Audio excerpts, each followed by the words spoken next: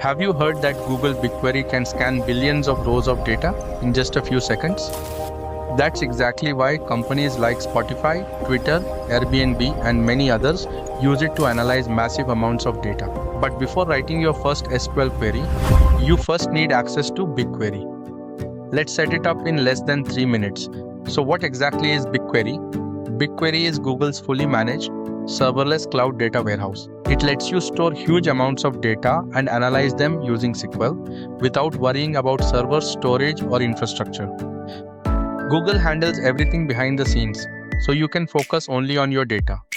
In this video, I'm not going to write SQL yet. I'll simply show you how to open BigQuery for the very first time. By the end of this video, you'll be looking at the same screen that I am.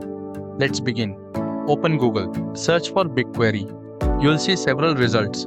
Click on the official Google Cloud BigQuery page. Make sure it's from Google Cloud. You can also directly visit console.cloud.google.com.query. If you're not already signed in, simply log in using your Google account. After signing in, Google Cloud asks you to select a project. If this is your first time, don't worry. Google automatically creates a default project for you. If not, simply create a new project. Select the project and continue. Congratulations! This is the BigQuery Console. On the left, you'll see your project. In the middle is the SQL editor where you'll write queries. And this area displays your query results. Don't worry if it looks confusing right now. We'll understand every part in the next few videos.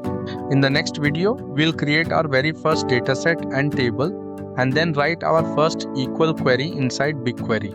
So make sure you subscribe because we're building this BigQuery course completely from scratch.